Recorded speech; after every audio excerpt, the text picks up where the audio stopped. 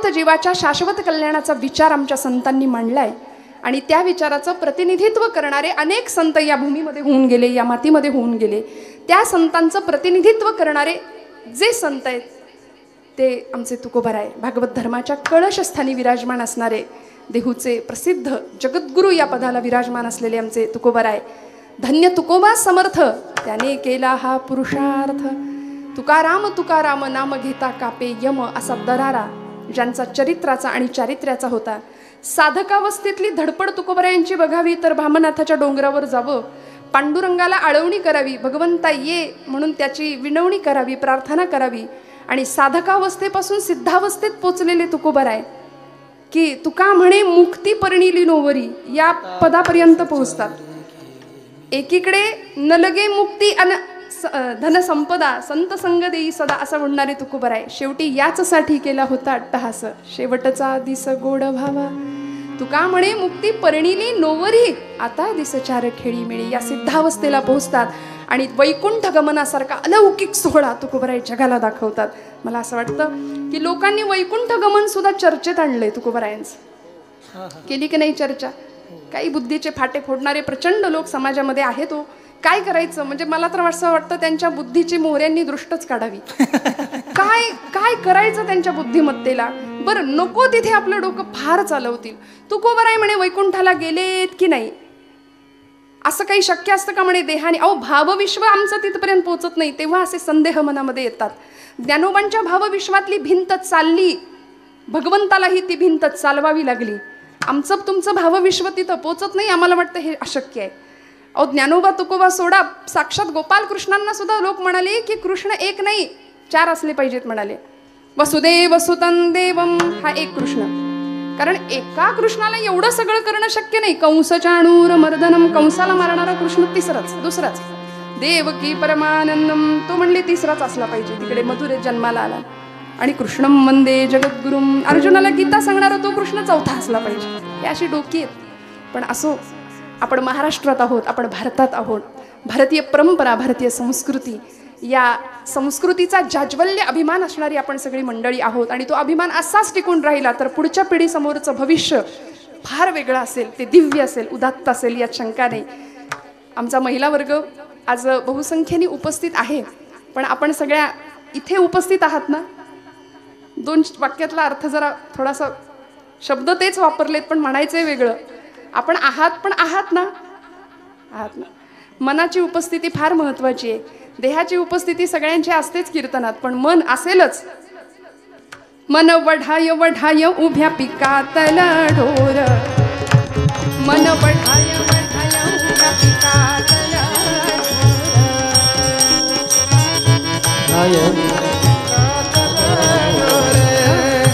किती हाकल हाकल फिरी येत पिकावर, किती हाकल हाकल फिरी येत पिकावर. त्यामुळे त्या मनाची उपस्थिती इथे राहू द्या बस शेवटपर्यंत. अगदी आजच्या कीर्तनाची वेळेचं बंधन असतं, याशिवाय नैमित्तिक कीर्तन सेवा आहे. त्यामुळे आपल्या सगळ्यांच्या आशीर्वादाने ही सेवा भगवंतांच्या चरणी आपण रुजू करायची आहे. तुकोबारायांचा गोड अभंग आहे. मातेची या चित्ती अवघी बाळकाची व्याप्ती. आईचा गौरव केलाय, अर्थात भारतीय संस्कृतीनंच मातृशक्तीचा गौरव केलाय.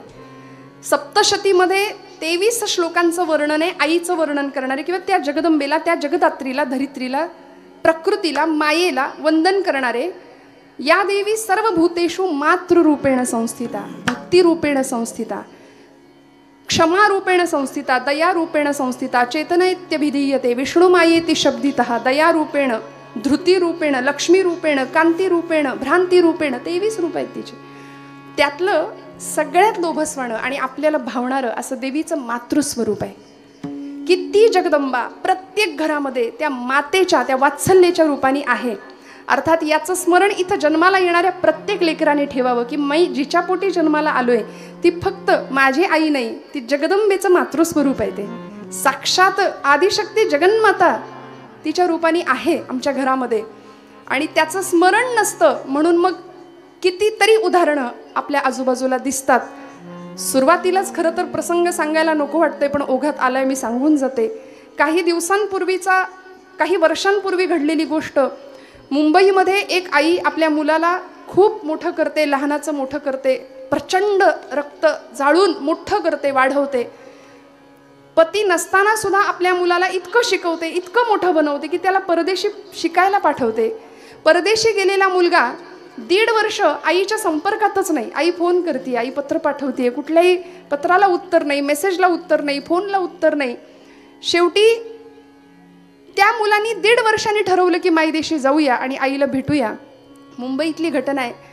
आणि तो मुलगा ज्यावेळी आपल्या घरामध्ये गेला, घराचं दार उघडलं, श्रोते हो, बेडरूममध्ये 1.5 वर्षापूर्वीच संपलेला आईचा मृतदेह किड्या मुंग्यांनी खाल्लेला फक्त पाहिलाय. हे फार बिभत्स आहे, हे फार ऐकायला वाईट आहे.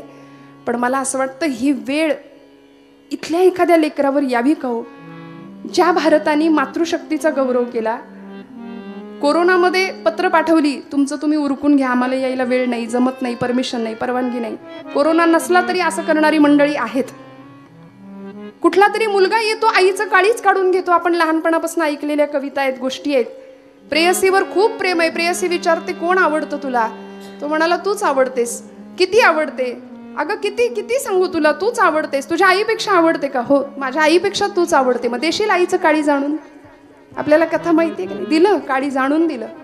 पण आणत असताना ठेच लागून पडला आणि ते काळीच बोललो, हो बाळा लागलं नाही ना तुला, तुला त्रास नाही ना झाला.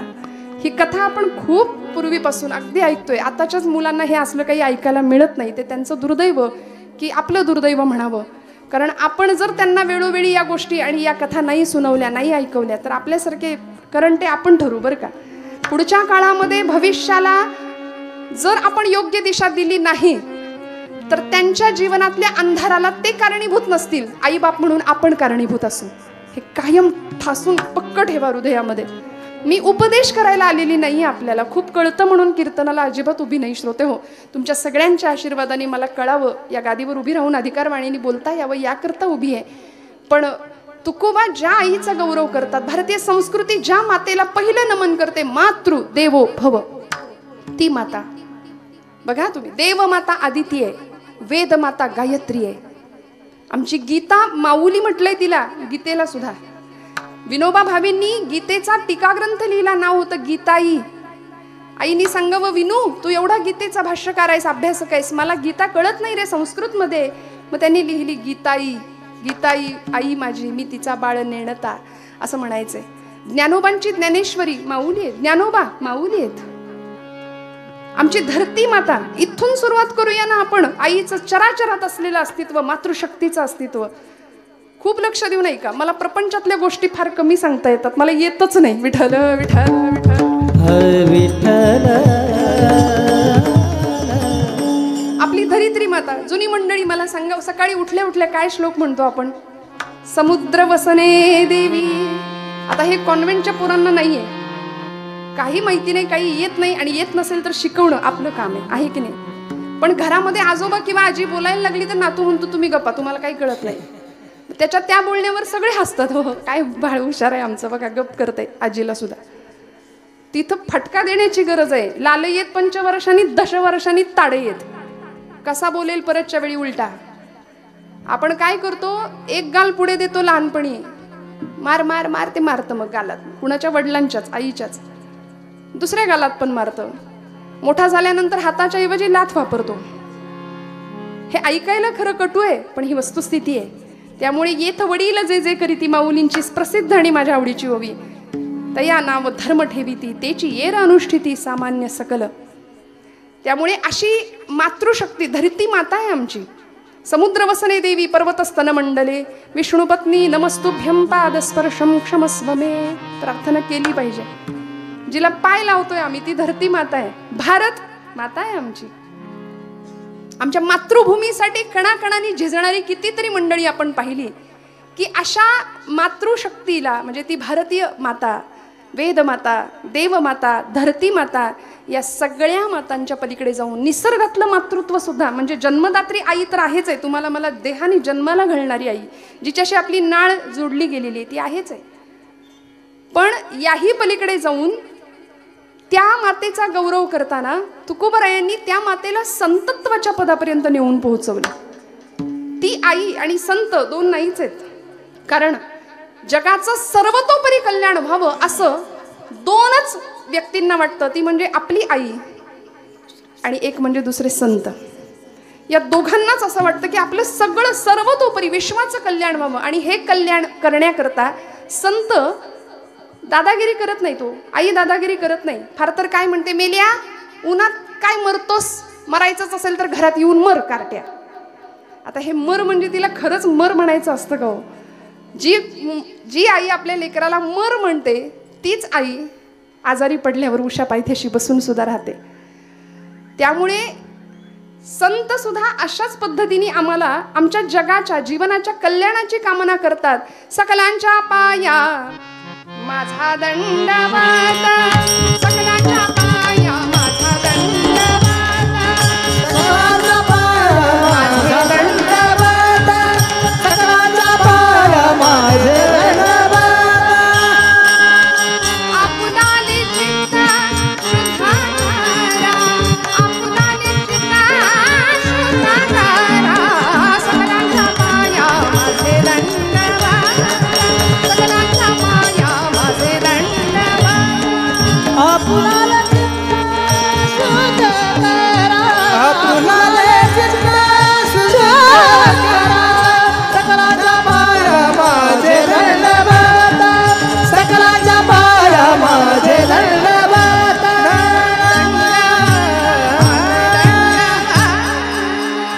सकलांच्या पाया माझे दंडवत, आपुलाले चित्त शुद्ध करा. दंडवत घालून जगाच्या शाश्वत कल्याणाची कामना करणारे संत आहेत. आमच्या जीवनाच्या कल्याणाची कामना करणारी आई आहे. आणि म्हणून अशी आई की जी सगळ्यांनी अनुभवली बरं का. तुम्ही आम्ही प्रत्येकाच्या घरामध्ये ती मातृशक्ती आहे. तुकोबा तिचाच गौरव करतात, तिलाच वंदन करतात. आणि तिचा गौरव करताना अनेक संतांनी सुद्धा त्या मातेचा गौरव केलाय की ज्यावेळी आमचे विठ्ठलपंत आणि आई रुक्मिणीला देहांत प्रायश्चित्ताची शिक्षा भोगावी लागली, देहांत प्रायश्चित्त भोगावं लागलं. काय मातृत्वाची संकल्पना आहे बघा. निघून गेले आई वडील. सकाळी उठली आमची सगळी लेकरं चारही. सोपान दादा उठले, निवृत्ती दादा उठले, ज्ञानदादा उठला. आणि डोळे चोळत चोळत 4 वर्षाची परकरी पोलक्यातली आमची मुक्ताई धावत धावत बाहेर आली, डोळे चोलत, केस भुरभुरते. आणि निवृत्ती दादाला सांगितलं, दादा माझी आई कुठे रे? निवृत्ती दादा म्हणाले, मुक्ते आई देवाकडे गेली, देवाघरी गेली. आई देवाघरी गेली. मुक्ताई म्हणाल्या, ती तर रोजच जाते रे, रोजच जाते अश्वत्थ वृक्षाला प्रदक्षिणा. आत्ता येईल म्हणाले. काय देवाघरी गेली सांगतोस मला? येईल आता. बराच वेळ झाला आईच येईना. निवृत्ती दादा सांगतायत, देहांत प्रायश्चित्त घेतलं होतं आदल्या रात्री. दादा सांगतायत, मुक्ते अगं बघितलंस का ते चिमणीचं घरटं त्या झाडावरचं, त्या पिंपळावरचं? बघ बघ, तुला माहितीये का त्यांच्या आई वडिलांना एक घार आली आणि घेऊन गेली ग रात्री. मग तरी सुद्धा ती पिलं कशी दाणा टिपतायत, ती राहिली का उपाशी? आपल्याला पण गेलं पाहिजे, आई नाही येणार. 4 वर्षाची पोर होती. तिने निवृत्तीनाथांना असं गळ्याला मिठी मारली, दादा आई गेली का रे? मग तुला आई कुठली आता? दादा तुला आई कुठली? निवृत्ती दादांनी आत्तापर्यंत आवरलेला हंबरडा फोडला, मुक्ताईला कडकडून मिठी मारली आणि म्हणाले, मुक्ते आजपासून तू माझी आई. मुक्ता नाही, मुक्ताई. तेव्हापासून मुक्ताई झाल्या आमच्या आदिशक्ती ब्रह्मचित्कला जगज्जननी आद्यत्रय जननी देवांची. आणि अशा त्या देवत्वाला, त्या शक्तीला संतांनी पदोपदी गौरवित केले, पदोपदी तिचा सन्मान केलाय. बरं, हे झालं जन्मदात्रीचं, हे झालं आजूबाजूच्या मातृशक्तीचं. आम्ही निसर्गात मातृतत्व पाहतो. एखादं पक्षी चिमणीचं बाळ अंड फोडून नुकतंच बाहेर आलंय आणि अजून पंख उघडायचे, पंख फुटायचे, डोळे उघडायचे, आणि त्या पक्षाला ती पक्षिणी किती प्रेमाने सांभाळते हो. माऊली ज्ञानेश्वरीत सांगतात बरं का, मग ती जे जे करावे ते मजची पडले आघवे, जैसे अजात पक्षाचे निजीवे, पक्षिणी जिये अंड्याचं कोश फोडून पिल्लू बाहेर आले, पंख फुटायचे, डोळे उघडायचे, मग त्या पिलाला ती आई किती प्रेमाने सांभाळते, त्याला दाणा आणून चोचीत भरवते, इतक्या प्रेमाने सांभाळते. माऊलींचा दृष्टांत यासाठी आहे. माऊली म्हणतात असा मी माझ्या भक्तांचा सांभाळ करतो. माऊलींना सुद्धा मातृशक्तीचाच दृष्टांत का द्यावासा वाटलो. देव भक्ताला आईसारखं सांभाळतो. ती चिमणी त्या पिलाला असं म्हणते का, तू माझ्या म्हातारपणची काठी आहे. तिला माहिती असतं उद्या ते उडून जाणार आहे, त्याच्या पंखात बळ आले की ते निघून जाईल, स्वतःचा आकाश निर्माण करेल. पण ती असं नाही म्हणत, आता सातबाऱ्यावर तुझं नाव लागेल, तू माझ्या म्हातारपणची काठी आहे, हे सगळं तुला मी कशासाठी करते, हे सगळं आमचं बघायचंय तुला परत. कुठलीही अपेक्षा नाही हो, कुठलीच नाही अपेक्षा. निर्व्याज, निष्पाप, निष्कलंक आणि निर्लेप ज्याला म्हणावं असं प्रेम, प्रचंड उदात्त अंतःकरणाने केलेलं प्रेम. आणि ते दाणा भरवतीये. एक दिवस त्या पिलाला फुटले पंख, ते गेलं, ते आलंच नाही परत.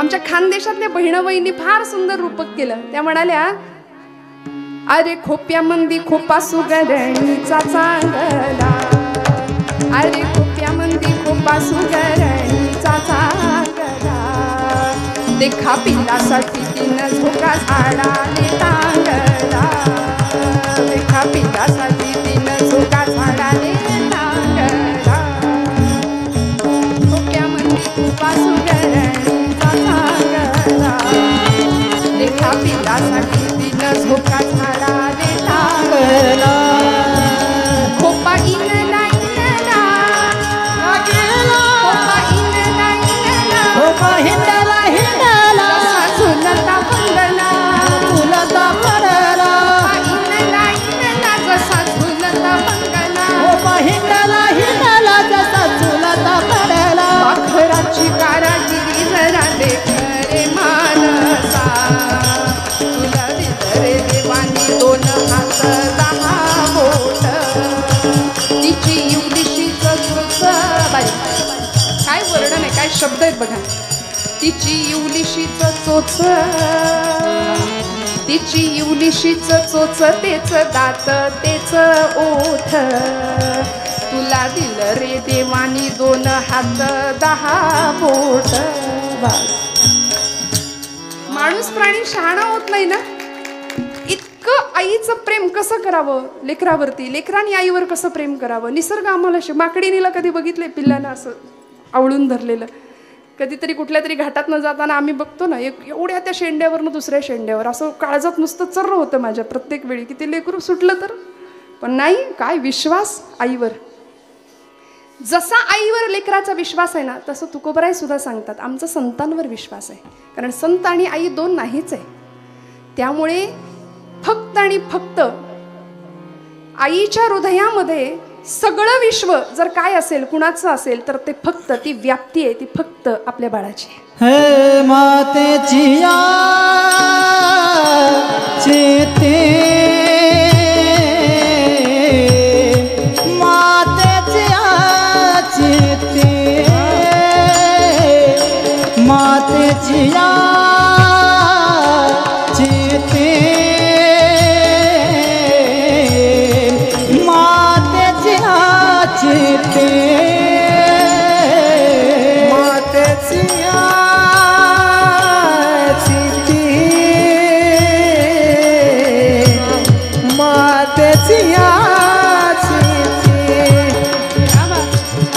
मातेची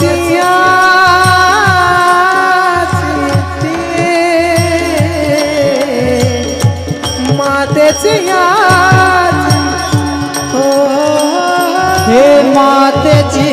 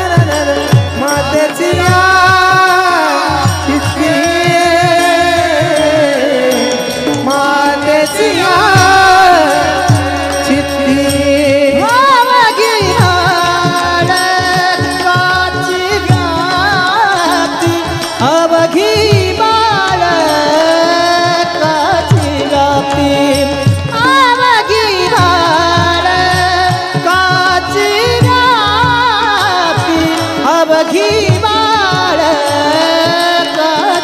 व्याप्ती देह विसरे देह विसरे आपुला देह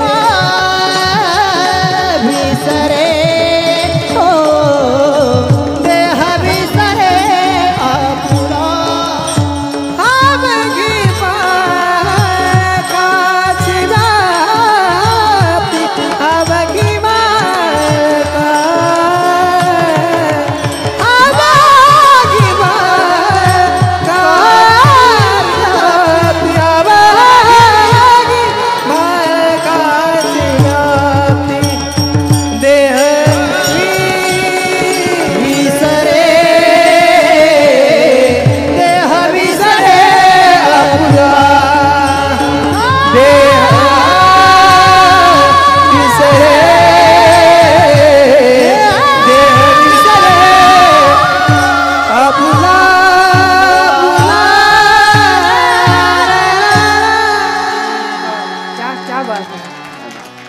परमेश्वराने काय दान द्यावं ना या मंडळींना सुंदर.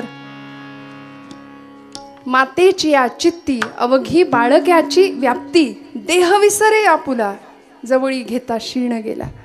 आईचं सगळं विश्व बघा आपल्या लेकराभोवतीच फिरत राहतं. लेकराभोवतीच फिरवाळी आई बघा ना किती लक्ष ठेवून असते आपल्या बाळावर. अगदी 1.5-2 वर्षाचं लेकरू असू दे ते असं चालताना दिसलं ते ठेच काढतं धडपडतं पडतं. आमच्या जुन्या आज्या म्हणतात डोळ्यात तेल घालून लक्ष ठेवायला लागतं त्याच्यावर आहे की नाही. इतकं लक्ष ठेवायला लागतं त्याला कुठे ठेच कळू नये पडू नये धडपडू नये. तसं तुकोबरायांनी प्रत्येक वेळी संतांना का पुढं केलंय. महाराज म्हणतात तशी आमची संत माऊली सुद्धा या भवचक्रामध्ये गटांगळे जर आम्ही खायला लागलो तर आम्हाला वाचवणारे आम्हाला तारणारे तेच आहेत.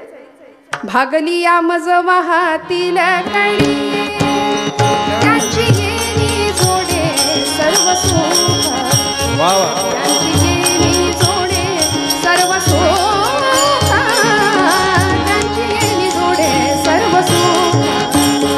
भागली या मज वाहातील कळी त्यांची येणी जोडे सर्व सुख त्यांची येणी जोडे सर्व सुख त्यांची येणी जोडे सर्व सुख. चाल घेतली की त्यांना सुद्धा श्रद्धांजली जाते की नाही आपोआप. वारकरी संप्रदायातलं एक असं श्रीमंत एक वादळ निघून गेलं आपल्यातून. त्यामुळे अशा चाली घ्याव्या आणि त्यांना त्या निमित्ताने श्रद्धांजली अर्थात तशी गाता येईल की नाही या जन्मात हे माहिती नाही पण अमृतासारखं गोड कीर्तन. भागलिया मज वाहतील कडिये त्यांची येणी जोडे सर्व सुख. संतांची व्यापकता आणि आईचं व्यापकपण एकत्र आणलं तुकोबांनी. मातेची या चित्ते बाळकाची व्याप्ती हे सांगत असताना आईला लेकराशिवाय दुसरं विश्वच नसतं. आपल्या सगळ्यांना माहिती आहे माऊली म्हणते लळे याची या बालका किरीटी गवसणी करुणी स्नेहाची दिठी आणि खेळता पाठोपाठी माऊली धावे. ती त्याच्या मागे मागे मागे मागे धावत असते. तिचं वात्सल्य धावत असतं. किती प्रेम किती अंतःकरणामधला जिवाळा. आणि हे त्या लेकराला तेव्हा नाही कळत. मोठं झाल्यावर तर अजिबातच नाही कळत. पण लेकरू सगळ्यात जास्त सुरक्षित कुठे असतं तर ते आपल्या आईच्या पदराआड असतं आईच्या जवळ असतं. हिंदवी स्वराज्य संस्थापक छत्रपती शिवाजी महाराजांच्या आजूबाजूला मी एक धाडसी विधान नेहमी करते की आमच्या जिजाऊ आई साहेब नसत्या तर राजांचं घडणं झालंच नसतं. हे इतिहासाला मान्य करावं लागेल. कारण शिवाजीराजे कालपटावर आले ते फक्त जिजाऊ मातोश्रींमुळे. घडले ते फक्त जिजाऊ मातोश्रींमुळे. गर्भात असतानाच अशा मुठी वळल्या जायच्या राजांच्या. कारण डोहाळे जसे विलक्षण होते. तलवार घ्यायची शत्रूला कापून टाकावं घोड्यावर स्वार व्हावं हे डोहाळे होते आईसाहेबांचे. आणि तिथे गर्भात मोठी आवळल्या जायच्या आणि त्या त्याला सांगायच्या शिवबा आता अशा तयारीने जन्माला ये की जळायचंय आपल्याला. जळण्याच्या तयारीने ये माझ्या राजा. कारण इथं सगळा अंधकार आहे. 350 वर्षाचा गुलामीचा अंधकार आहे. पण एखाद्या ज्योतीने ठरवलं ना जळायचं की मोठ्यात मोठ्या अंधाराचा सुद्धा पराभव करता येतो माझ्या राजा. जळण्याच्या तयारीने ये. मग गर्भात अशा मोठी आवळल्या जायच्या. शिवाई देवीची कृपा व्हावी, नाव ठेवावं शिवाजी. शिस्त वात्सल्य जी जिद्द यांचा त्रिवेणी संगम ते शिवाजी. त्यांना घडवणारी जी जाई, जी जिद्द, ज्या जाज्वल्य देशप्रेम आणि ईश्वर निष्ठा यांचा त्रिवेणी संगम त्या जिजाबाई. जी जाई तिथं जाईप्रमाणे सुगंध देई, असं मातृशक्तीचं सुंदर रूप आमच्या भारतीय इतिहासाला दिसलं जिजाऊ माऊलींच्या रूपामध्ये. आणि किती घडवावं, तासन तास टक लावून बघत बसावं, पुण्यात आणावं, बाळाने विचारावं. 5 वर्षाचे झाले, शिवबाराजे विचारलं, आई कुठाय माझा वाडा, कुठाय माझा घोडा. आई म्हणते, मोठी माणसं आयत्या घरात राहत नाहीत बाळा, ती घरं बांधतात आणि मग राहतात. इथं वाडा नाही, इथं घोडा नाही, सगळं बेचिराग झाले. रायाराव नावाचा हिंदू सरदार गाढवाचा नांगर फिरवला होता पुण्याच्या भूमीवरनं. माणसं परागंदा होऊन देशोधडीला गेली होती, राखेचे डोंगर साचले होते. एक पहार ठोकली होती आमच्याच माणसांनी, मुरार जगदेव त्याचं नाव. एक पहार ठोकली, त्याच्यावर एक मानवी कवटी अडकवली, पुण्याच्या वेशीला चपलांचं तोरण टांगलं आणि सांगत होते, जो कोणी इथं स्वराज्य निर्माण करण्याचा प्रयत्न करील त्याच्या घराची आम्ही अशी मसनवट करून टाकू. आमच्याच घरातल्या लेकी बाळींची अब्रू लुटताना डोळ्या देखत बघण्यापलीकडे दुसरा इलाज पर्याय उरला नव्हता, असा भीषण भयावह काळ. आणि तिथे 5 वर्षाच्या डोळ्यात ही आई स्वराज्याचं दिव्य स्वप्न बघत होती. सांगत होती, बांधाल का वाडा, घ्याल का घोडा, कराल का सैन्य निर्माण. आणि 5 वर्षाचं लेकरू सांगत होतं, हो आई, मासाहेब तुमचा आशीर्वाद असेल आणि भगवंताचा आशीर्वाद असेल तर हे राज्य होईल ही काळ्या दगडावरची रेष. आणि पुढे काय झालं हे इतिहासाला ज्ञात आहे, आपण सगळे त्याचे साक्षीदार आहात. मला सांगा, तीच माता, काय असतं आईचं कठोरपण, म्हणजे कॉम्प्रोमाइज ज्याला आजच्या भाषेत मराठीत बोललं तर लवकर कळतं, कुठेच केली नाही. आपलं कसं असतं, आमच्या बाळाचा काही त्रास नाही, उठ म्हणलं की उठतो, बस म्हणलं की बसतं. अगदी ह्यांच्या वडिलांच्या वळणावर गेलाय. तुम्ही का हसलं आहे की नाही? आपल्याला सुद्धा उठ म्हटलं की असं काही घरात आहे बरं का, आमच्याकडे नाही. आमच्याकडे बघू नका. विठ्ठल विठ्ठल विठ्ठल विठ्ठल विठ्ठल. विनोदाचा भाग सोडून द्या, एक लोणच्या पुरता असावा बरं का, कीर्तनात विनोद फार नसावा असं मला वाटतं. त्यामुळे असा पराक्रमी बाळ घरामध्ये जन्माला यावा आणि ते बाळ ज्यावेळी मोठा मोठा मोठा होत होत सगळी विघ्न स्वराज्यावरची पचवली, दूर केली, स्वराज्य साकारलं. आणि 6 जून 1674 साली 32 मण सोन्याचं सिंहासन रायगडावर सजलं. झुकल्या वाकल्या गर्विष्ठ माना या शिवमंदिरी. आणि त्यावेळी जिजामाऊलींचं वय 70 वर्षाचं होतं, 70-72च्या होत्या जिजामातोश्री आमच्या. पण इतकं डोळ्यात तेल घालून, म्हणतात ना, आपल्या राजकारणाचा सगळा अनुभव त्या बाळाला दिला, त्याला मोठं केलं. आणि ते दिव्य स्वप्न स्वतःच्या डोळ्यांनी आऊसाहेबांनी पाहिलं बाळाला, आपल्या राजाला, अभिषिक्त राजा, गंगा सिंधू यमुना 7 नद्यांचं 7 समुद्रांचं जल राजाच्या डोक्यावर अभिषिक्त होताना पाहिलं. डोळे कृतार्थ झाले आणि बस म्हणाले, आता कृतार्थ त्यांनी जायला हरकत नाही, या जगाचा निरोप घेऊया असं वाटावं बरं का मनापासनं, कृतार्थ जीवन झाल्यानंतर. नाहीतर आमचं कसं असतं, आता नाही, आता नातू, ते नातवाचं सगळं झाल्याशिवाय तेवढ्यात नाही आपलं सगळं भागणार. मग तो नातू म्हणतो, अजून पण नातू इथंच, नातू झाल्यानंतर पण तू यावा अशी अपेक्षा असते. आसक्ती आहे ना जीवनाची. कृतार्थ क्षण कधी येईल आमच्या आयुष्यात की आता बस थांबावं, समाधान नावाची श्रीमंती. जिजा मातोश्रींना ती श्रीमंती लाभली. आणि माता म्हणाल्या, आईसाहेब म्हणाल्या, आपल्या 6 जून 1674चा तो पवित्र दिवस, रायगडावरचा राज्याभिषेकाचा सोहळा, आपल्या आईचा आशीर्वाद घ्यायला राजे वाकले, आशीर्वाद दिला आणि असं खांद्याला असं हातांना धरलं आणि सांगितलं, राजे मी आजच्या दिवशी तुमच्याकडे एक मागू का? आई मागतीये कुणाला? लेकराला. मी आजच्या दिवशी तुम्हाला एक मागू का? छत्रपतींच्या डोळ्यांच्या कडा ओल्या झाल्या. म्हणाले, आईसाहेब बोला ना, असं का बोलता? अरे माझी कूस उजवली, जगदंबेला मागितलं, मला असा पुत्र दे जो महाराष्ट्रातल्या न्यायनीतीच्या शृंखला तडातड तोडेल, गुलामगिरीचा अंधकार दूर करेल. माझं ऐकलं आई जगदंबेने, तुझ्यासारखा सुपुत्र मला मिळाला. माझं एक म्हणणं मान्य कराल का? मला द्याल का या जन्मात? माझा पुनर्जन्मावर विश्वास आहे राजे. हे कोण म्हणतंय? आऊसाहेब जिजाऊ. माझा पुनर्जन्मावर विश्वास आहे. मला असं वाटतं की पुढचा जन्म सुद्धा तुमची आई होण्याचं भाग्य मला मिळू द्या. पुढच्या जन्मात सुद्धा तुम्ही माझ्या पोटी जन्माला याल का? हे प्रत्येक आईला वाटावं आणि प्रत्येक लेकराला वाटावं. असा संबंध या जगामध्ये असला पाहिजे. जन्मजात संबंध आहे तो नाळेचा, की तो तोडता म्हटलं तरी तुटू शकत नाही. आणि अशा संबंधामध्ये सुद्धा आज समाजामध्ये जर दुरावलेली माणसं बघितली तर मला असं वाटतं एवढ्या वर्षांचा सहवास आबांना मिळावा आणि त्यानंतर असं एखादं व्यक्तिमत्व फुलावं की धर्मासाठी, संप्रदायासाठी, नामस्मरणासाठी, अध्यात्मासाठी, समाजासाठी तळमळणारं एक व्यक्तिमत्व ती आई अशी मागे सोडून जाते. त्यावेळी असं वाटतं आणि ते प्रेम आम्ही अनुभवलंय म्हणून मी पुन्हा पुन्हा बोलते. तुम्ही म्हणता की इथे आलाय म्हणून कौतुक करताय की काय, असं तोंड देखलं नाही अजिबात. आम्ही अनुभवलंय. म्हणजे आमच्याबद्दल तर आहे, पण माझी लेक सुद्धा कृष्णाई, म्हणजे तिची सुद्धा इतकी आस्थेने चौकशी आबांनी एवढ्या 5-6 महिन्यात केली आहे की मला आजपर्यंत असा अनुभव कधीच नाही आला. बरं, कीर्तन झाल्यानंतर पोचलेत की नाही हे पण कुणाच्या लक्षात नसतं. आम्ही गेलोय की कुठे घाटात गेलो खाली काही लक्ष नसतं. पण इतकं प्रेम आणि ही श्रीमंती आमची, बरं का, ही श्रीमंती आहे, हे ऐश्वर्य आहे खऱ्या अर्थी. त्यामुळे असं प्रेम मिळायला सुशीलो मातृपुण्येन पितृपुण्येन चातुरः उदारो वंशपुण्येन आत्मपुण्येन भाग्यवान.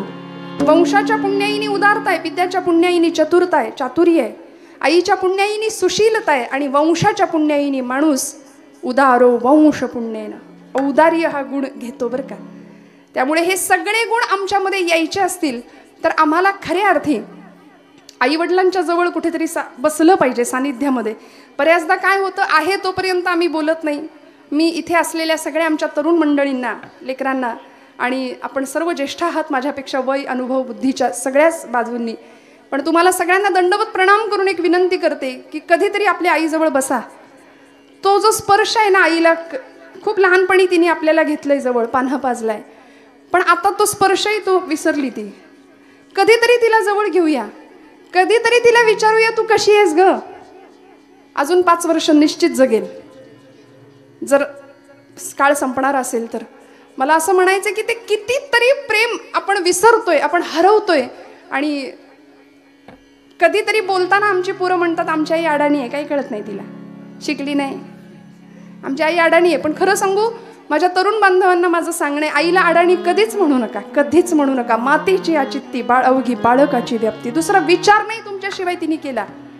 स्वामी विवेकानंदांना एका विद्यार्थ्यांनी विचारलं होतं, स्वामीजी आईचे ऋण फेडता येत नाही असं का म्हणतो तो, काय अवघड आहे त्याच्यात, फेडूया म्हणे, मी फेडेल. स्वामीजी म्हणले ठीक आहे, ते नंतर बघ फेडायचं म्हणे, मी आधी एक सांगतो ते करशील का. स्वामीजींनी एक वीट दिली त्याच्याजवळ, 1 किलोची वीट. ती तुझ्या अंगावरचं उपरणं पंचाकाड म्हणले, त्याच्यात बांध पोटाला जरा ती वीट, आणि मी सांगतोय तोपर्यंत सोडू नकोस. ऐकताय ना महिला वर्ग, जागे आहेत ना आपण सगळ्या. छान. स्वामीजींनी त्या लेकराला दिली ती वीट आणि त्याला सांगितलं पोटाला ती वीट बांध. 1 किलोची वीट 9 तास म्हणले सोडायची नाही, आता घरी जा सगळी कामं कर ती वीट बांधून. तो पोरगा घरी गेला, त्याला नीट चालता येईना, उठता येईना, बसता येईना, झोपता येईना, जेवता येईना, सगळीच पंचायत झाली हो, सगळीच पंचायत झाली. तो 3 तासातच स्वामीजींकडे माघारी आला, स्वामी विवेकानंदांकडे, आणि म्हणाला हे काय, मी तुम्हाला साधा प्रश्न विचारला होता की आईचे ऋण का फेडता येत नाही, तुम्ही मला एवढी मोठी शिक्षा भलतीच देऊन टाकली. स्वामीजी म्हणाले तुझ्या प्रश्नाचं उत्तर तुला मिळालंय बाळा, मी फक्त 1 किलोचं वजन तुझ्याकडे दिलं तर तुझे एवढा तुला त्रास झाला, एवढा क्षीण झाला. मला सांग, याच्या तिप्पट ओझं 9 महिने 9 दिवस ती पोटात वाहते आणि मग तुला जन्माला देते. पोटी भार साहे त्याचे सर्वस्वही साहे, पोटी भार वाहे त्याचे सर्वस्वही साहे.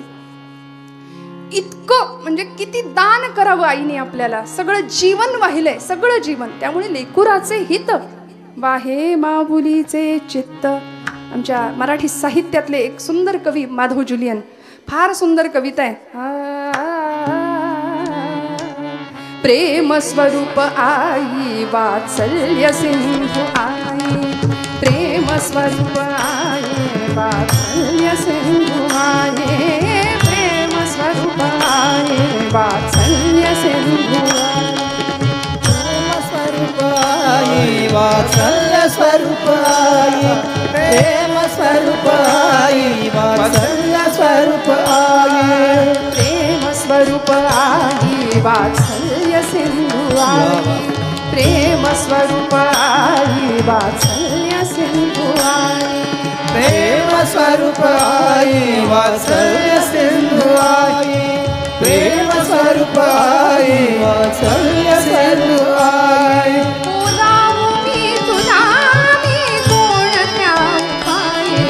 प्रेम स्वरूप आई वात्सल्य सिंधू आई,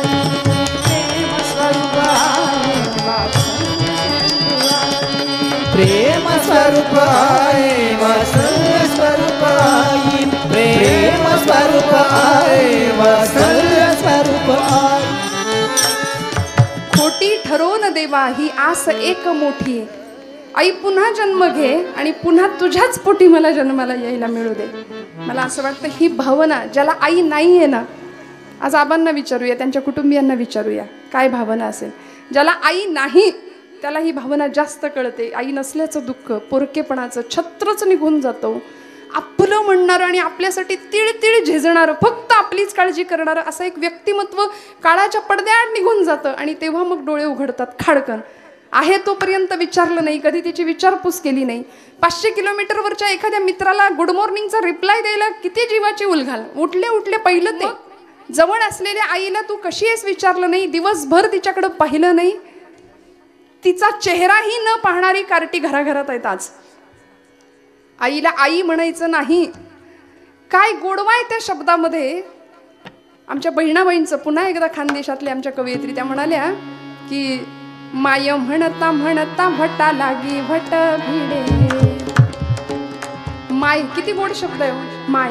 बघा तुम्ही, ओष्ठव्यंजन, दंतव्यंजन, तांजव्यंजन, मराठी साहित्यात व्याकरणातले हे सगळे नियम आहेत.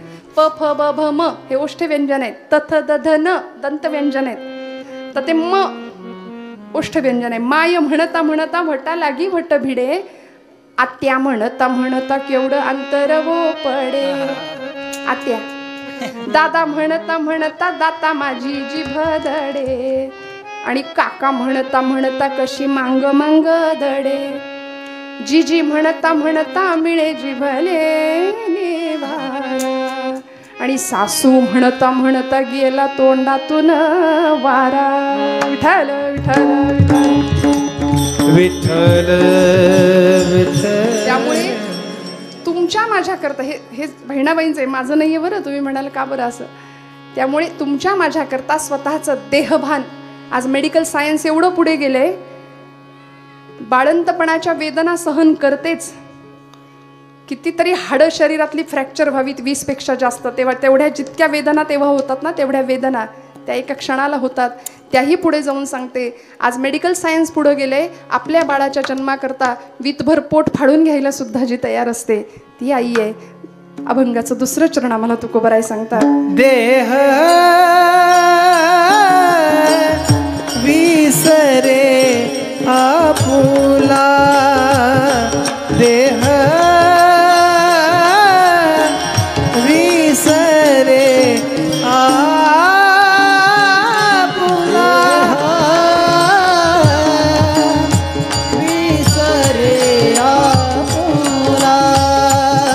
देहा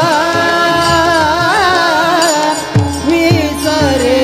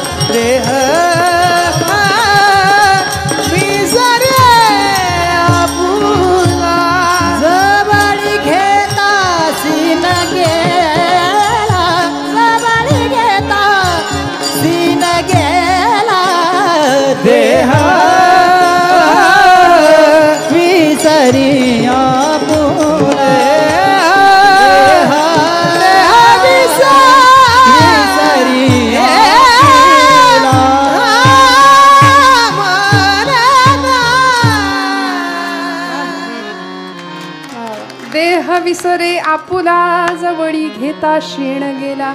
प्राणांतिक यातनांमधून त्या सहन करून त्या बाळाचं फक्त तोंड बघितलं की सगळा शेण विसरून जाते. तुकोबा काय उदाहरणं देतात बघा, व्यवहारातली उदाहरणं आहेत, पण संतत्वाचा दर्जा मातेला देणारं उदाहरण आहे. आणि म्हणून संतांचं महात्म्य सांगताना सगळ्याच संतांना पुन्हा पुन्हा आईचाच गौरव करावासा का वाटतो. हे झालं संतांच्या बाबतीत, महापुरुषांच्या बाबतीत. भारताचं संविधान ज्यांनी लिहिलं असे भारतीय राज्यघटनेचे शिल्पकार डॉक्टर बाबासाहेब आंबेडकर, ते घडले. मी म्हटलं ना तुम्हाला, एक वाक्य मी मगाशी बोलून गेले, सगळे लोकोत्तर महापुरुष घडले, त्यांच्यामुळे त्यांच्या माता सुद्धा प्रसिद्धीला आल्या. मग याचा अर्थ आमच्या हौसाबाई पंढरीनाथ खळदकर आजी, त्यांचा त्याग कमी आहे अशातला भाग नाही बरं. काडीला काडी प्रपंच जोडून रक्ताचं पाणी करावं आणि मग आपल्या संसाराचा मळा फुलवावा, उत्तम संतती निर्माण करावी, उत्तम संस्कारांचं दान त्याला द्यावं, हे प्रत्येक मातेचं कर्तव्य आहे. मी आंबेडकरांचं नाव याकरता घेतलं की आम्ही फार तक्रारी करतो, किती प्रतिकूलतेतनं मोठं केलं. मला असं वाटतं आजींनी सुद्धा या संततीला किंवा या सगळ्या मुलाबाळांना अत्यंत प्रतिकूलतेनं मोठं केलंय. हे मी सांगायला नको, ही सगळी मंडळी आपल्याला सांगतील. पण या प्रतिकूलतेतून आपण काय करतो, तक्रार तेवढी करतो आयुष्याची. एक जण मला भेटले, म्हणाले ताई मी पण विद्वान झालो असतो म्हणले, पण आमच्याकडे टेबल लॅम्पच नव्हता अभ्यास करायला. एकाने दिला माझ्या लग्नात टेबल लॅम्प, पण टेबलच नव्हता. बरं टेबल लॅम्प मिळाला, टेबल मिळाला, पण लाईटच नसायची आमच्याकडे, नाही तर मी विद्वान झालो असतो. कारण भरपूर आहे तो आमच्याकडे. तक्रारीला इतके तक्रारी. जी माता तुमच्या माझ्याकरता व्रतवैकल्य करते, उपास तपास करते, किती उपास करावे, हे जुन्या मातांनाच जमायचं बरं का, आताच्या नाही. आई ही आईच असते, असं नाही मी म्हणणार की जीन्स घालणारी आई आज धकाधकीच्या आयुष्यामुळे तिचं वात्सल्य कमी झालंय का, तर नाही, ती आईच आहे. पाळण्या घरात पोराला ठेवताना काळजाला पीड पडतोच. मी त्याचं समर्थन करते असंही समजू नका अजिबात. पण ती आई आठवून बघा की जी चुलीवर छान भाकरी भाजायची, आणि आपण सगळ्यांनी तो अनुभव घेतलाय. That is our pizza and burger. आज एवढी म्हातारपणी तोंडाची चव जरी निघून गेली असली तरी सुद्धा ती चव किंवा ती आठवण मरेपर्यंत विसरणार नाही आपण, मरेपर्यंत नाही. बाबासाहेबांना घडवण्यामध्ये आमच्या रमाई मातेचा किती सुंदर हिस्सा होता. अशी स्वाभिमानी कणखर बाई होती रमाई. आईसाहेबांनी, बाबासाहेबांच्या आई बरं का, माहेरी प्रचंड श्रीमंती होती त्यांच्या, आणि इकडे दारिद्र्य, 18 विश्व दारिद्र्य. त्या माहेरी गेल्या ना की त्यांना थोडंसं हिणवण्याचं अनुभव यायचे, त्यांना वाईट वाटायचं, पण त्या स्वाभिमानी होत्या.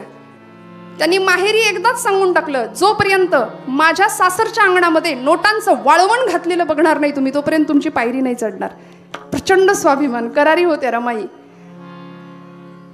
लोक कपडे जसे अंगणात वाळत घालतात ना, तशा माझ्या अंगणात नोटा वाळत घातलेल्या दिसतील तेव्हा. आणि त्यातून मग आंबेडकर घडले, भारताचे राज्यघटनाकार, शिल्पकार तयार होतात.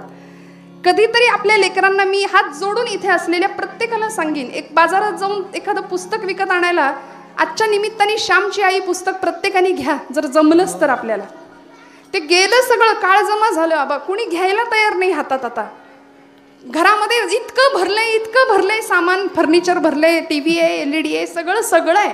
माणसांना बसायला जागा नाही, एवढं भरलंय, पण 50 रुपयाचं पुस्तक नाहीये खिशात जवळ. कधीतरी घ्या. किंवा त्या साने गुरुजींनी, पांडुरंग सदाशिव साने, लहानपणी आपल्या आईचा उद्घोष त्या पुस्तकात करतात. ते म्हणतात की मी आंघोळ करून असा बाहेर यायचो, बाहेर आल्यानंतर माझ्या पायाला माती लागेल म्हणून मी माझ्या आईला म्हटलं होतं, आई तुझा ओचा पसर, तुझा पदर पसर, मला पाय ठेवायचे, माझ्या पायाला माती लागेल. तेव्हा ती माऊली सांगते, आई सांगते की श्याम, अरे बाळा, पायाला घाण लागू नये म्हणून जेवढा जपतोस ना, तेवढी मनाला घाण लागू नये म्हणून जप हो. मला असं वाटतं आयुष्यातलं सगळ्यात मोठं हे दान आईने दिलं. इथं बसलेल्या प्रत्येकाच्या व्यक्तिमत्वामध्ये आईचं प्रतिबिंब आहे. तुम्ही माना नाही तर नका मानू, आईचे गुण आहेत, आईचं प्रतिबिंब आहे. त्यामुळे अंतःकरणाची शुद्धता, माझं वाक्य खूप लक्ष देऊ नये का, मनाची नीतिमत्ता, आपलं अंतःकरण शुद्ध असेल, नीतिमत्ता आपली साफ असेल, तर माझ्यावर विश्वास ठेवा, परमेश्वर काटा सुद्धा टोचू न देण्याची जबाबदारी घेतो. नाहीतर मग याचा काटा काढ, त्याचा काटा काढ, हीच जर आपली वृत्ती असेल, याची अडवा त्याची आहे की नाही. म्हणून तर ते होतं पाणी अडवा पाणी जिरवा, त्याच्यातनं आम्ही ते घेतलं. जरा कुठे बांधाचं जरा इकडे तिकडे झाले की एकमेकांचे खून पाडणारी मुलं आज आपण पाहतोय, सख्या भावाचा खून करणारी पोरं आज आपण पाहतोय. मग कुठेतरी संस्कारांची कमतरता आहे का?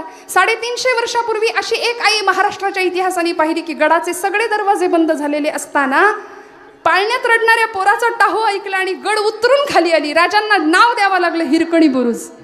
350 वर्षापूर्वीचा इतिहास. त्यामुळे अशी माता असे सुपुत्र घडवते. स्वामी विवेकानंदांचा मी उल्लेख केला. स्वामीजी ज्या दिवशी त्रिखंडाची कीर्ती गाजवून आले, शिकागोची धर्मपरिषद पूर्ण करून आले, सगळीकडे जागतिक कीर्तीचा महात्मा झाले होते बरं का, प्रचंड हिरो असं व्यक्तिमत्व. आणि आले भगव्या कपड्यातला तो संन्यासी. कलकत्ता शहरामध्ये त्यांची मिरवणूक काढली होती स्वामीजींची हत्तीवरनं. कुणीतरी सांगितलं, नरेंद्रा, भुवनेश्वरी माता आईचं नाव होतं, आई तुझी वाट बघतीये कुठे, तुळशी वृंदावनाजवळ जा बर का, तिला पहिल्यांदा भेट. आणि आईचं नाव ऐकलं, ते हत्तीवरनं उतरले, म्हणाले, धावत गेले पायी आणि आईला भेटायला. आई तुळशी वृंदावनाजवळ. जागतिक कीर्तीचा महात्मा होता. 11 सप्टेंबर 1893चा तो इतिहासाचा दिवस, शिकागोची धर्मपरिषद, जिथं माझ्या अमेरिकेतल्या बंधू आणि भगिनींनो असं म्हणून इतिहास घडवला होता स्वामीजींनी. धावत गेले आणि भुवनेश्वरी देवींचा पदर असा घेतला आणि डोक्यावर ठेवला आणि काय म्हणाले आईला माहितीये, आई बाकी सगळं सोड म्हणाले, पण मी आज त्रिखंडाचा स्वामी झालो. मी आज त्रिखंडाचा स्वामी झालो कारण मी तुझ्या पदराखाली आहे. तुझ्या पदराचं छत्र माझ्यावरती आहे. आणि ते छत्र निघून गेल्यानंतर मग काय अवस्था होते हे ज्याचं त्यांनी अनुभवावं. श्रोते हो, पश्चाताप करण्याची वेळ आपल्यावर येऊ नये यार. ती आहे तोपर्यंत तिला व्यवस्थित न्याय देऊया. कारण अडाणी आहे म्हणताना तिच्या रूपाने अनुभवांचं अख्खं विद्यापीठ तुमच्या माझ्या घरात वावरत असतं. अख्खं अनुभवाचं विद्यापीठ आहे. त्यामुळे आम्ही घडतो वाढतो सगळ्या पद्धतीने. बरं ते करत असताना किती प्रेमाने हो, किती प्रेमाने करावं. आई आपल्या लेकराला दूध भाताचा घास जसा भरवते ना, म्हणजे तेच उदाहरण तुकोबांना का द्यावं वाटलं, कारण संत सुद्धा दूध भाताचा घास जसा भरवावा तसं आम्हाला भक्तीचं ज्ञान शिकवतायत. हे दावी प्रेम भाते, दावी प्रेम भाते, दावी प्रेम भाते, दावी प्रेम भाते, दावी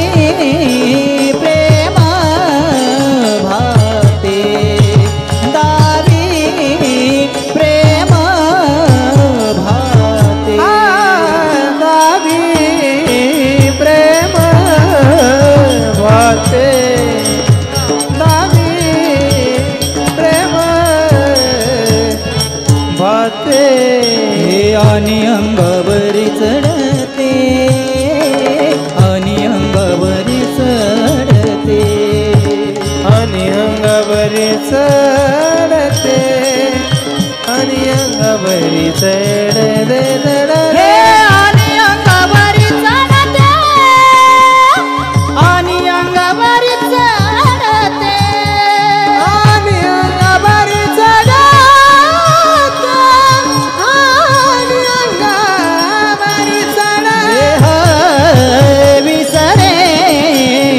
फुला देह विसरे फुला देह विसरे फुला देह विसरे फुला फुला फुला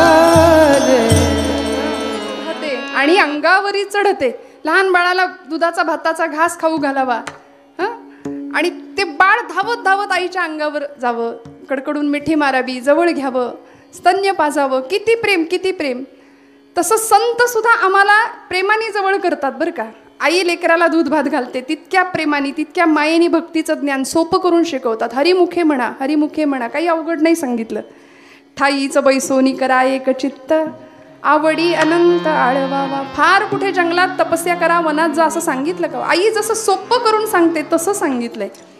मग या न्यायाने जी आई आपल्या देहाचा विसर पडतो तिला आपल्या लेकरासाठी, लेकराच्या कल्याणाकरता उपास तापास व्रतवैकल्य करावीत. आम्ही महाशिवरात्र जर धरली तर महाशिवरात्रीच्या आधी महिनाभर ठरतो त्या दिवशी काय काय खायचं, आमचा मेनू. एरवी नसतो एवढा उपासाचे 108 पदार्थ, एवढं ताट भरलेलं असतं त्या दिवशी. म्हणजे त्या शिवाला सुद्धा त्या रात्रीचं भय वाटावं की काय, त्याला असं वाटावं बापरे बाप, ही मानव जमात आजच्या दिवशी सगळंच अन्न पृथ्वी तलावरचं गिळंकृत करेल की काय, असा आमचा उपास असतो. पण आईचा त्याग, आईचं समर्पण, देहाचंही समर्पण आहे.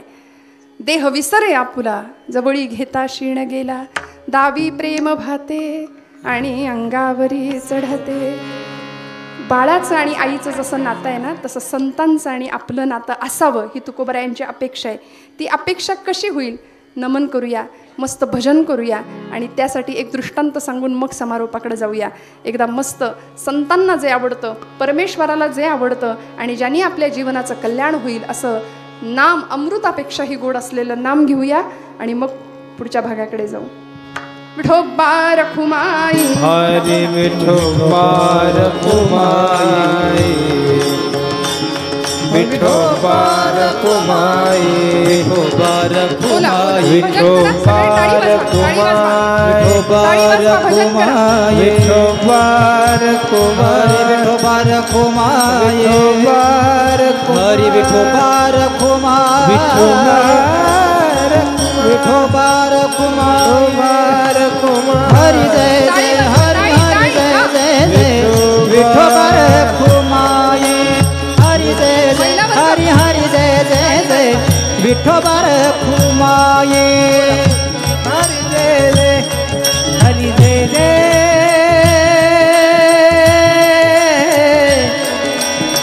विठोबा रखुमाई, जय जय, विठोबा रखुमाई, हरि जय जय, हरि हरि जय जय जय, विठोबा रखुमाई, हरि जय जय, हरि जय जय, हरि जय जय, हरि जय,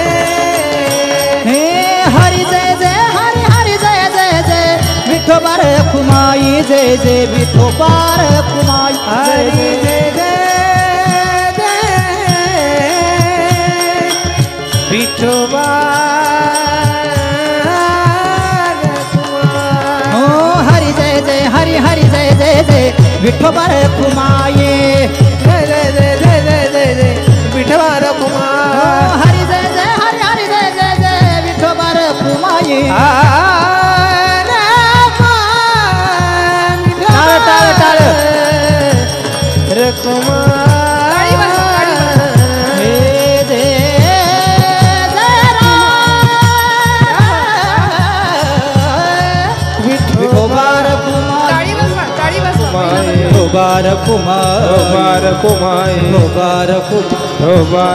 हरि विठोबा रखुमाई,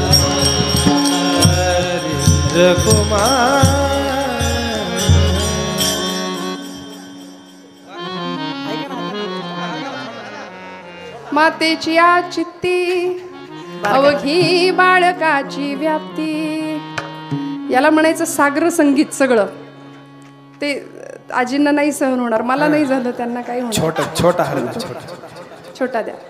विठ्ठल विठ्ठल विठ्ठल विठ्ठल विठ्ठल,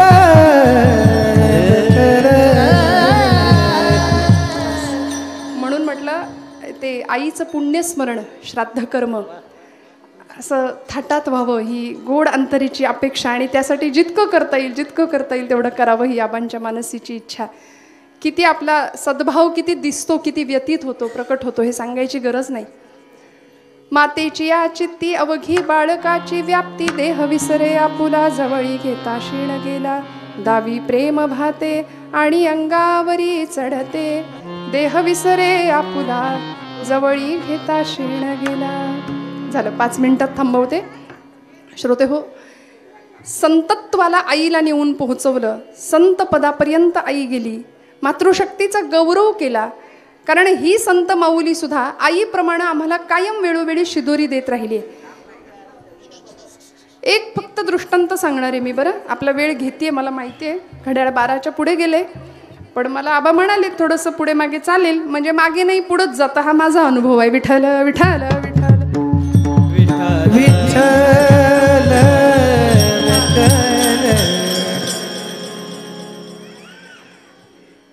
आई सर्वांगीण विकास व्हावा लेकराचा, यासाठी जसा प्रयत्न करते ना, कारण आपला संप्रदाय सुद्धा बघा माऊलीचा संप्रदाय आहे, सगळ्यांना स्वीकारणारा संप्रदाय आहे. आणि दोन गोष्टी अशा आहेत, स्वीकार आणि सुधार. आईकडे स्वीकार आहे, बापाकडे सुधार आहे. असं एखादं कार्ट असतं नाक वाहत असलेलं, बरं का, जागेत ना सगळे ऐकताय ना, नाक वाहत असलेलं एखादं 1.5-2 वर्षाचं कार्ट ते वडिलांकडे जातं. वडील काय करतात, इकडचा वर्ग सांगा मला, पहिली क्रिया काय आहे? खिशातलं काढतील, ते पुसतील, मग त्याला घेतील, किंवा ते साफ करून ये तिकडून आईकडून, चांगलं त्याला रंगवून छान पावडर बिवडर लावून दिल्यानंतर मग हे मिरवतील सगळीकडे. हां, म्हणजे मला त्यांचं मोठेपणा नाकारायचं नाहीये, पण ही वस्तुस्थिती आहे की नाही? हो म्हणा, हो म्हणा, मोठ्याने म्हणा, आहे की नाही? खरी गोष्ट आहे की नाही? त्यामुळे त्याला सुधार पहिला आहे, आधी सुधार आहे आणि मग स्वीकार आहे. पण आई काय करते हो, आई आधी त्याला कडेवर उचलून घेते, मग पदराने नाक पुसते पटकन. आईकडे आधी स्वीकार आहे आणि मग सुधार आहे. त्यामुळे आपला संप्रदाय, वारकरी संप्रदाय सुद्धा, भागवत संप्रदाय सुद्धा स्वीकारणार आहे. यारे यारे लहान थोर, याती भलती नारी नर, सकळांसी आहे अधिकार. तुम्ही जसे असाल तसे संत आम्हाला स्वीकारतायत. तिथे हा मोठा, हा कमी, हा या जातीतला, तो त्या जात नाही. संतांनी सगळ्यांना जवळ केलं, सगळ्यांना स्वीकारलं आणि शिदोरी दिली आयुष्यभर पुरेल अशी. ज्या मातेचा हेवा, ज्या मातेचं प्रेम आम्हाला मिळावं म्हणून आम्ही तरसतो, संत तरसले. अहो, आमचा भगवंत सुद्धा तरसलाय त्याकरता. काय सांगू तुम्हाला, ज्या भगवान गोपाल कृष्णाला 2-2 मातृत्व देणग्या लाभल्या होत्या. एक देवकी माता होती जन्म देणारी, एक पालन करणारी यशोदा मैया होती. पण तरी सुद्धा गोकुळ सोडून गेल्यानंतर ते म्हणायचे, उद्धवा, माझ्या यशोदा आईसारखी आई सगळ्या जगात नाही शोधून मिळणार, सापडणार नाही. काय प्रेम करायची. निघून गेले ना भगवंत, त्यावेळी ती यशोदा माता अशी झाडांना वेलींना कवटाळायची. कुणी आलं की म्हणायची, कान्हा भेटला का. इतकं प्रेम. आणि ते भगवंत 2 माता मिळून सुद्धा मातृत्वाची भूक कमी राहिली की काय. म्हणून एक प्रसंग सांगते. शेवटच्या वेळी कुरुक्षेत्रावरचं युद्ध संपलं, अश्वत्थाम्याने ब्रह्मास्त्र सोडलं होतं पांडवांच्या शेवटच्या गर्भावरती, उत्तरेच्या. त्यावेळी ती उत्तरा जीवाचा आकांत करून ओरडायला लागली, भगवंता कृष्णा, धाव, सांभाळ, वाचव मला, हे गोविंदा, हे माधवा, हे मधुसूदना. त्यावेळी परमात्मा तिथं आले आणि अशा वेळी भगवंत तिला म्हणतात, उत्तरे, मी तुझ्या गर्भाचं रक्षण करेन. अर्थात अनंत कोटी ब्रह्मांड नायक, त्याला अशक्य काहीच नव्हतं. पण तरी सुद्धा तो तेव्हा तिला म्हणतो की मी तुझ्या गर्भाचं रक्षण करतो, पण तू मला काय देशील. उत्तरा म्हणली, माझ्याकडे आहे ते मी सगळं तुला देते भगवंता, पण माझ्या गर्भाचं रक्षण कर. भगवंत तिला या क्षणात काय म्हणतात ऐका. भगवंत म्हणतात, उत्तरे, मला तुझं मातृत्व दे, मला तुझं मातृत्व दे. ते तिच्या गर्भात प्रवेश करू शकले नसते का, पण तिची आधी परवानगी घेतली आणि मग माता म्हणून स्वीकार केला आणि मग गर्भात गेले. परीक्षितीचा सांभाळ केला, रक्षण केलं आणि तेव्हा मग आम्हाला भागवत ग्रंथ मिळाला. तेव्हा परीक्षितीच्या माध्यमातून आम्हाला भागवत ग्रंथ पोहोचला आमच्यापर्यंत. मला असं वाटतं की भगवंत सुद्धा या